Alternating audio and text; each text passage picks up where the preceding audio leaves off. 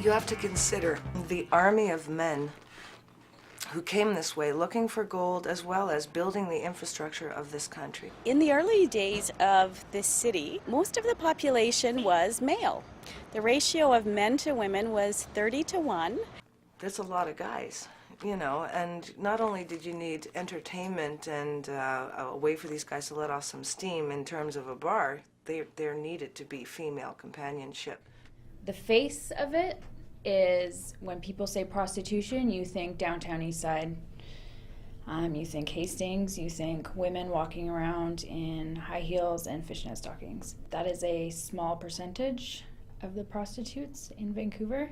The fact that workers are on the street is the result of the current legal framework, because making brothels illegal means you have to go somewhere else. The laws regarding prostitution have always been somewhat vague and a little bit difficult both to define and enforce. Over time, decades and decades, the laws that have evolved have decentralized prostitution and unintentionally created environments where women would be working on their own instead of inside in brothels.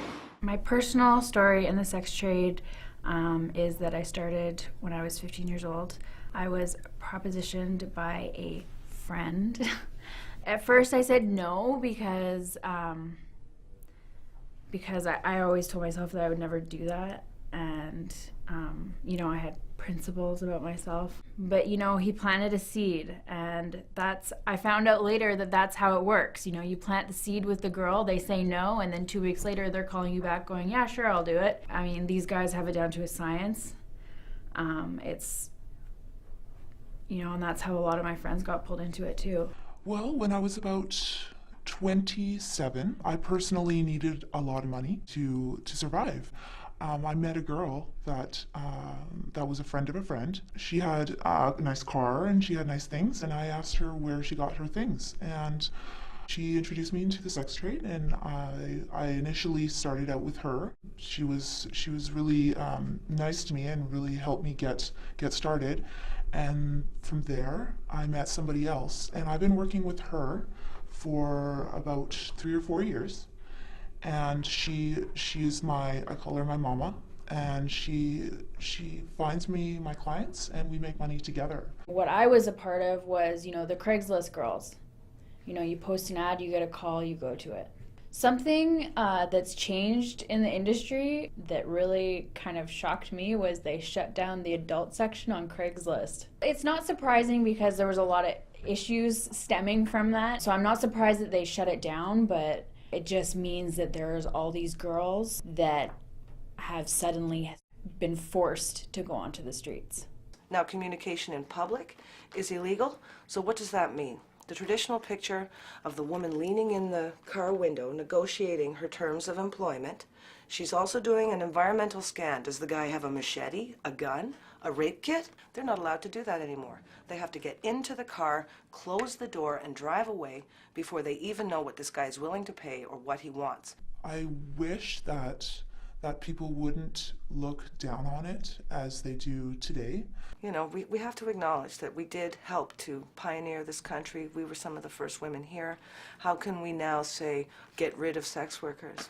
It's absolutely unbelievable the way that the stigma plays into this. The women have done a lot to protect themselves. They've done a lot to lobby for laws, for changes in the laws that keep them outside. Organizations like Atira have provided housing for women who want to get off the street. And the VPD itself, the Vancouver Police Department, has a program called Sister Watch, where female police officers interact routinely with women in the sex trade so that they know that they have open ears and hearts and minds if they do need help. I remember the first time it was actually time to do it. You know, we'd been preparing and, you know, getting a place for me to do it, and I felt like all my instincts were screaming at me to like run out the door. But I really wanted to impress this guy, and I really wanted the money because it was a lot of money. And I just remember that like afterwards I felt so dirty and so used, and I was just like crying. But then after time, I didn't feel anything. I stopped feeling. I remember once a nurse called me, and I went to this apartment in the East Side, and there was a young man there, probably 22 years old, and he had involuntary seizures. He was drooling. I mean, he couldn't speak, and so what was wrong with him was physically dilapidating, but not mentally. He was alive inside, and he was going to die. So I got in the bed with him, and we giggled and laughed and, communicated in the most human and intimate of ways. To me, that is not me being raped. That is not some pervert. That is a young man who deserved to feel like a man once before he died. For me personally, though, I really liked and always felt comfortable helping men. My clients have been people from all walks of life. Young guys, middle-aged guys, and older gentlemen. People that have monies and lives already established, and they're not just drunk people coming in and calling girls to be abusive.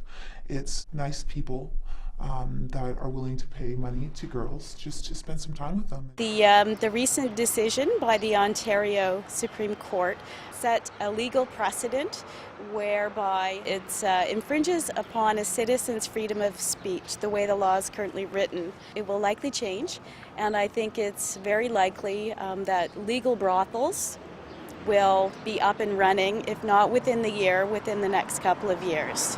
I think people are afraid to talk about the sex industry because it's like a dark part of our society. But I mean, the reality is it's been around since man had mojo.